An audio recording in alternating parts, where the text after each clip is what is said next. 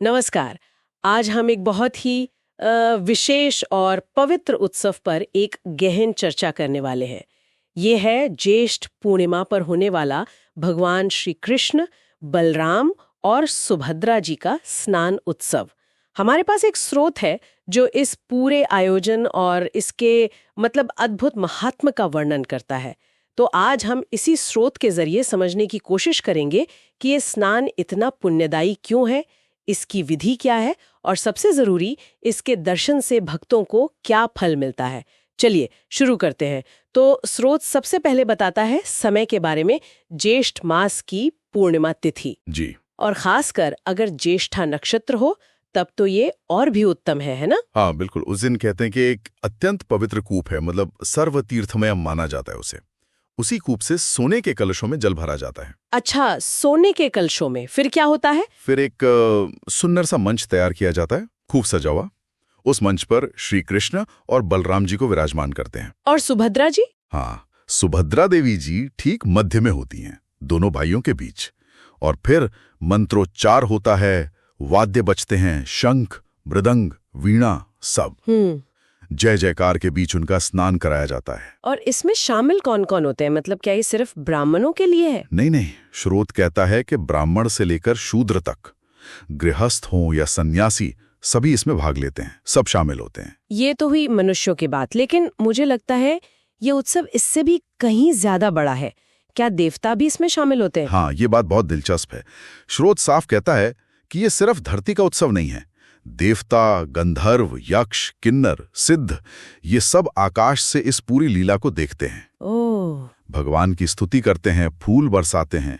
और इतना ही नहीं, इंद्र, सूर्य, चंद्र, वायु, अग्नि, जो प्रमुख देवता हैं, वो भी अभिषेक के लिए आते हैं। वाह, देवतागण स्वयं अभिषेक करते हैं। और ये जो स्तुतियां होती हैं देवताओं द्वारा, इनमें भगवान के किन रूपों का जिक्र होता है? जी, इन स्तुतियों में भगवान के कई रूपों और गुणों का बखान है।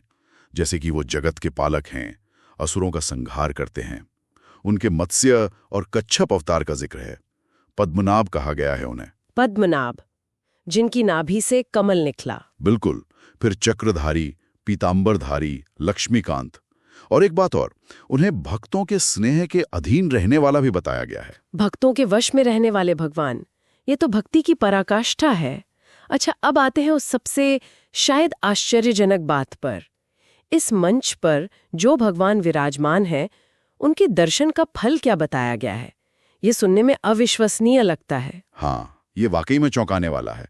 स्रोत कहता है कि उस क्षण में भगवान का दर्शन करना हजारों गायों के दान से, जिसे सहस्र गोदान कहते हैं, हाँ, या विधिपूर्वक भूमि दान करने से, अन्नदान से, या चांद्रायण जैसे कठिन व्रतों से, या फिर पूरे एक महीने के उपवास से भी कहीं ज्यादा पुण्य देता है। सिर्फ दर्शन? जी हाँ, सिर्फ दर्शन।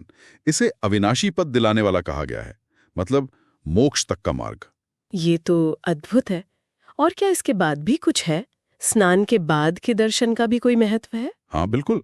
जब स्नान के बाद भगवान दक्षिण दिशा की ओर जाते हैं, उस समय उनका दर्शन करना भी बहुत महत्वपूर्ण माना गया है। उसका क्या फल बताया है? स्रोत के अनुसार उस दर्शन से ब्रह्म हत्या जैसे महापाप भी नष्ट हो जाते हैं। सच में? जी। और इतना पुण्य मिलता है जितना कि पूरी पृथ्वी की 3 बार परिक्रमा करने से मिलता हो। वाह, दर्शन की महिमा तो अपरंपार है। अच्छा, ये तो हुई दर्शन की बात। स्नान के बाद जो जल बच जाता है, क्या उसका भी कोई महत्व बताया गया है? हाँ, उसका भी जिक्र है। उस बचे हुए जल का भी बहुत महत्व है। कहते हैं कि उसे अगर कोई अपने ऊपर छिड़क ले तो उसे पुत्र, सौभाग्य, आरोग्य और धन, इन सब की प्राप्ति होती है। अच्छा। तो ये दिखाता है कि उस अनुष्ठान का हर एक अंश कितना पवित्र और फलदायी है, वो जल भी। सही बात है। तो इस पूरे विश्लेषण से एक बात तो साफ है कि ये स्नान उत्सव सिर्फ एक बाहरी क्रिया नहीं है। बिल्कुल नहीं। ये तो एक गहरा आध्यात्मिक अनुभव है, जहां देवता और मनुष्य सब मिलकर भगवान की लीला में शामिल हो रहे हैं। सही कहा। और सबसे बड़ी बात जो सामने आती है वो ये कि जो फल बड़े बड़े यज्ञों या कठिन तपस्या व्रतों से मिलता है, वो यहाँ बस श्रद्धा से देखने भर से, दर्शन मात्र से मिल जाता है। हाँ, ये वाकई भक्ति और आस्था की शक्ति को दिखाता है।